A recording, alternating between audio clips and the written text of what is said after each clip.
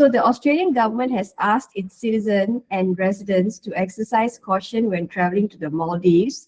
This is what I got when I Googled the Smart Traveler website.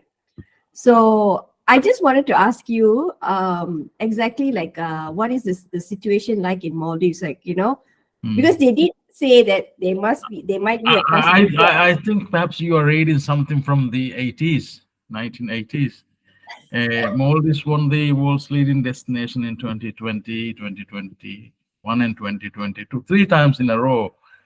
And the Australian cricket team, when they found it, they couldn't straight go to Australia during the pandemic.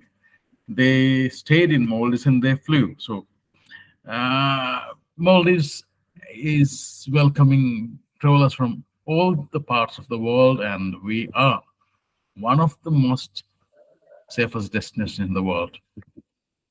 Okay, no worries. So they've just put it there on the Smart Traveler website where extra caution taken. But yeah, so I just wondered Well, if I there's think yeah, those things you have to find out when it was put. If you Google things, you get all sorts of sentences, oh, paragraphs. So okay. I think what you have to look at is what Foreign Office is saying the latest and what the reason why they are saying it. Maldives tourism is developed on a totally very safe environment. We have got one island, one resort type of developments, and that's why we were able to sail through the global pandemic of COVID very safely, very rapidly. So I think when you read something on the internet, uh, you need to think of the pinch of salt in it. Okay, no worries. Okay. So besides beach holidays, which Maldives is really big on, what other activities can tourists enjoy in your beautiful country? Like, is there like hiking, like those kind of things, or is it just a beach kind of You like can hike. You can hike up to 2 meters. That is our highest point. But of course, Maldives has got so much to offer. That's why we are the world's leading destination. Initially, 50 years back, when travelers started coming, we had the people who just wanted the natural beauty of a tropical destination like Maldives with small islands, palm trees, beach, very lagoon, pristine waters, coral reefs, all that. But later, so what has happened was Maldives has become a destination that can offer a variety of products. Our product is very strong now. We started with in the late 90s, and we had a very strong inclination as a honeymoon destination, and taking on from a honeymoon destination, we are the next step. Now we are a family destination, so all the resorts have got very good facilities for families. And of course, the new trend of wellness tourism has really taken hold of Maldives tourism product. All the resorts offer very diverse, dynamic health and spa facilities for wellness travelers, diet programs, all get well, feel good products at the end. And of course, we have diversified into community-based tourism. We have got our local islands as part of the tourism product. So the new tourists who wish to experience Maldives, they can even. You can spend more than 360 days in the Maldives, and still you will find there are ample things that you haven't done yet. Oh, awesome. Okay. So, is it possible to do Maldives on a budget? Because it's come out as a very premium, expensive destination. But Well, what? well, if you are in the college and you are living on pocket money, yes, still you can come to the Maldives. And but if you are a millionaire, still you can come to the Maldives. We have got ultra luxury product that the Maldives is renowned for. Very, very luxury products. But then the community-based tourism, where we are taking tourism to the local islands, there we have got small hotels and guest houses, and they are very reasonable in terms of price wise, and experience is diverse. And then also you can enjoy a mix of holiday, spend a few days in a resort, and go and have a look at the island life, experience that. And there's another very important sector, the safari sector, live boat. The boating sector is very popular because those boats take you to the virgin places, places that others normally don't go, be it surf points, be it dive points, be it shipwrecks. So this live aboard sector is very prominent. Maldives will remain a predominantly ultra luxury destination, but even uh, those who are working on a college money, they can still come and enjoy the Maldives. Now we have got very good public transport networks, also sea-based public transport networks. At the moment, we have set it in north for atolls, but we will establish that in south soon, and that will make it very convenient for people who are living on a not so such a big income to come and experience Maldives and its mesmerizing beauty. Awesome. So, can solo travelers safely travel to the Maldives? So, I did read that because it's very expensive. So, if you're solo, right, you have to spend all the money on for one person. So, is Maldives a place for solo traveling? Like, is it? Absolutely, Maldives is a destination for everybody, no matter whether you are on your own, no matter whether you are with a family, no matter whether you are senior citizen, whether you are a young one. And also from this year, we are very much concentrating on making Maldives an accessible destination. We believe that humans have a right to experience the Maldives irrespective of their physical challenges. And so we are embarking on a special program, a special project to make Maldives very accessible. So solo or not, Maldives have got very good programs for them, and then you can tailor made it to suit your wish, the holiday you have in your mind.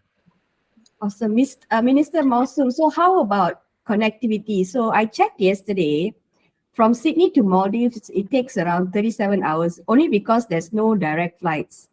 So you have to go to Singapore and then you have to break your journey there. Then from Singapore, you have to make your way via Emirates. You see, it's a very cumbersome like travel. What about that? Are you looking to? I hope that is a new year present for 2024. I get a direct connection from Australia and New Zealand. Uh, but we have got very good news even for this year. We are starting very soon another connection from Kuala Lumpur. Batik will start flying, and we are in communication with other airlines in the region to start in November, and we expect to have a connection from even Korea. So the Eastern connection, as you said, is a bit tough these days.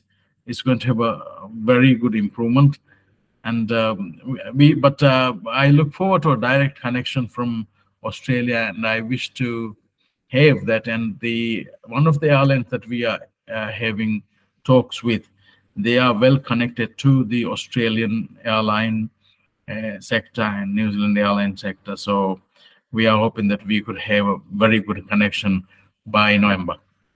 So this Kuala Lumpur flight, is it Mars or AirAsia? Sorry?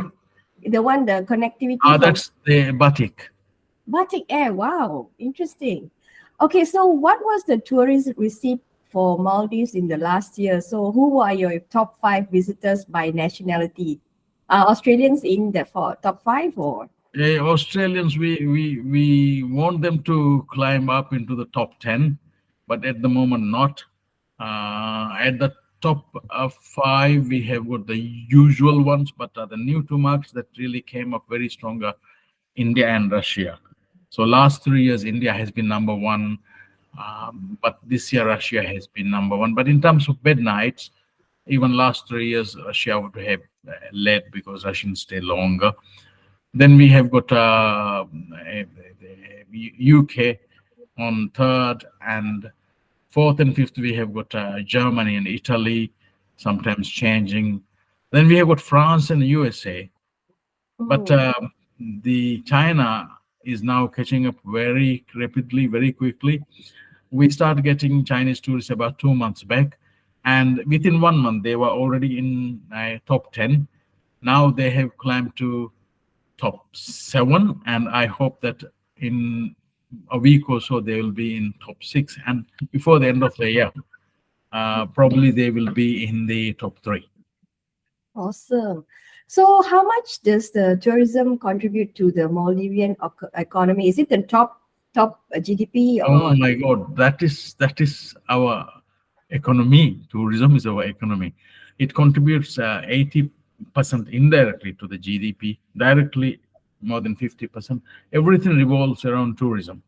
So it's a very significant industry, and that's why we have put very strong policies for tourism. That's why we want to make sure that we give confidence to investors by continuous reform to the investment climate in the Maldives. And also, we want to make sure that we develop our tourism in a sustainable manner so that the industry can be sustained for the future generations too. Tourism is the industry of the Maldives, of course, but we have fishing, which is also quite significant in our construction industry too. But tourism is the number one. Number one, awesome. Okay, are there any specific cultural do's and don'ts that tourists should know before visiting the Maldives? So Maldives is a Muslim country, so I didn't know before this that you cannot bring pork items in, and you also cannot wear bikini in public beaches, and also alcohol is only served in resorts. But if I'm wrong, please correct me. Is there anything else that tourists should? Maldives has the opportunity. Maldives gives the opportunity to have your dream holiday. So when you come to the resort, it's one island, one resort. You have everything you want. Everything you want. In safari boats also, you have everything you want. But you're right. We are a Muslim country. We have the community-based tourism, the small islands. Even before we introduced to tourism, mainstream tourism to the island communities, those who are visiting the islands are requested to observe the national norms. That happens everywhere, no matter which country. All the tourists do that, and that is, you don't have to write it somewhere, but all the tourists observe that. But we have got, so it's mainly about moderate dressing. So just we have got the guidelines for women and men to cover reasonably. But even many inhabited islands, they have dedicated beaches for tourists. So these dedicated beaches, tourists have freedom to uh, be dressed as you would dress in a public swimming pool. In a normal European public swimming pool. That type of dress is all right for this type of beaches, dedicated beaches. And but today the tourists are very educated. They are highly responsive to the local cultures and local norms, and we have no problem whatsoever welcoming everybody from all the parts of the world, and they can have the dream holiday they wish. If somebody wish to be on the extreme, I don't think that is possible in any country. But Maldives offers you the opportunity to enjoy the holiday you deserve. Awesome. So do you have Uber there? Like Sorry? if you have Uber, like a car share, if they want to go from one place. Well, we are 99.1% water and just 1% land. So we have you can hire charter things. The in Greater Malay area there are cars that you can order using the apps, local apps. But the mainstream tourists, they will when you book the holiday, they would already book the transfer to the hotel from the airport you are arriving. and that is highly recommended because inter-resort, inter-island transport, if you have to charter a boat, it's going to be rather expensive. So normally there are scheduled ferries, scheduled shuttles from island to island, and it's best be taken in association with local travel agents who can give the best connections, and even the local hotels can do that. My the outer atolls are a little bit difficult to reach now, but we are developing. Already we have got really operating two international airports, but we are developing one more in the north, an international airport, and one in the south, and that will give us four airports, but two more will come in the south. So altogether, Maldives have say, 6 international airports like main hubs, but we have many private, many other airports where private jets can land. We have we are going to have 20 airports by end of this year altogether in the country, 20 airports. And President Ibrahim sold his transport policy. He wants to give the people the opportunity to travel from their inhabited island to an airport within 30 minutes max. So transport is occasionally expensive, but it's convenient now. Okay.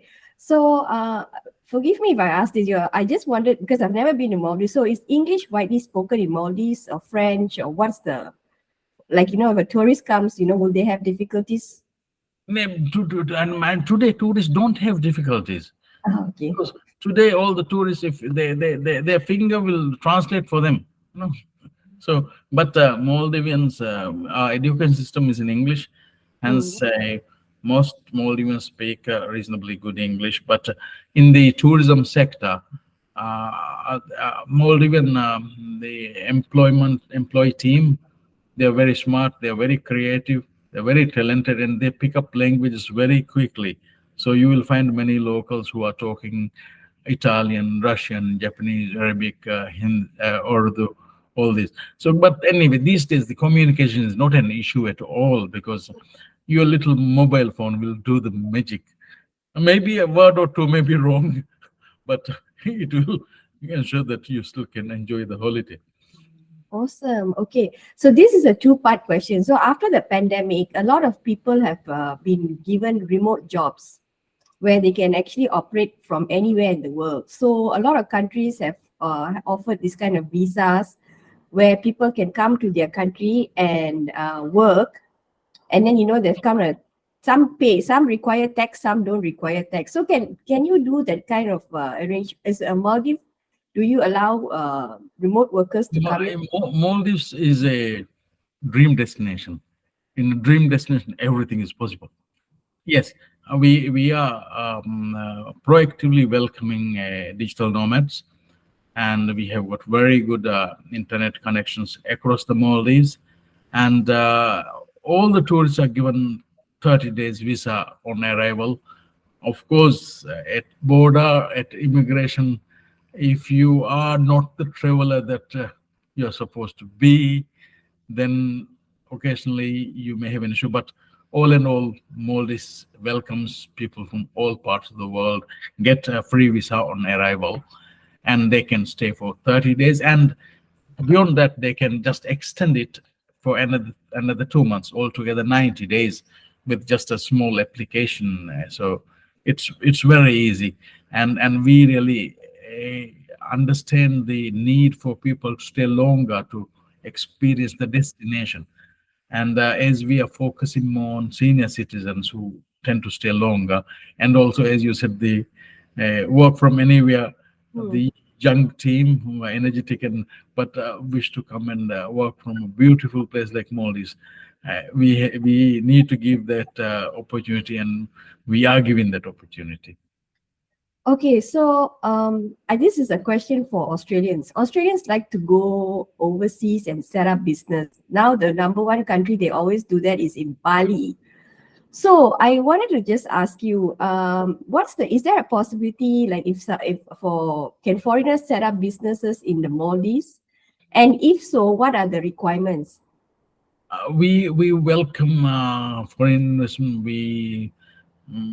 Welcome direct foreign investment, and tourism businesses, they can have 100% foreign investment.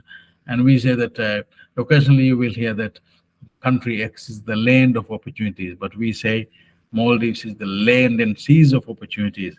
Yes, we welcome all the investors, and that's what we have been doing, especially under President Ibrahim Mousoom's foreign policy and investor confidence building reforms to the related legislations. We have got a huge boom in investor confidence. So legislative regime is very favorable. We are party to the convention on mediation and convention arbitration, and money flow is very easy. Yes, we welcome foreign investment, and we also brought a very important change recently. Small businesses was earlier no go. Tourism, small businesses were for locals. To even today, it's for locals, but we have allowed foreigners to own up to 49% of small tourism businesses too. So that's a good opportunity. And in Maldives, people make money. That's why you see a company X come here, they don't go, they multiply. Property one, property two, property three, maybe another sister brand, and you don't need to do a big research. You just look at how the behavior of the hotels who are in the Maldives, and you know that they are making good money. Okay. So small businesses like restaurants, like I don't know what, surf schools, that kind of thing. This I was talking about tourism properties, tourism accommodation properties. Other business, you need to affiliation with the locals. Some have restrictions, but we have got now an investment window where we call a unsolicited bid proposal. So if somebody has a novel creative idea where Maldivians will gain and that person, that investor will gain, they can propose it, and the Economic Council chaired by the president will look at it. And if that is a good opportunity for all, usually it's a green go ahead. Okay, that's interesting. That's good. So thank you so much for joining us today, Minister Mausoom. It was a pleasure having you with us. Thank you very much, and it's nice talking to you, and hope to welcome you to the Maldives soon. One important thing. Sometimes when you see a picture, a video of a destination, when you go to that place, you find the picture or video is and the destination is not so beautiful as the video or the picture. In the Maldives, it's the other way around. Okay, when you come, you find, oh my God, the picture didn't do justice, the video didn't do justice. The real thing is much beautiful, and to top all that, Maldivian hospitality is absolutely amazing. So I hope that you will be able to visit us and enjoy our hospitality and get addicted to Maldives, just like many who already are. Thank you. Awesome. Okay, be sure to tune in the next time as we bring you another exciting guest from around the globe. Thank you. Thank you.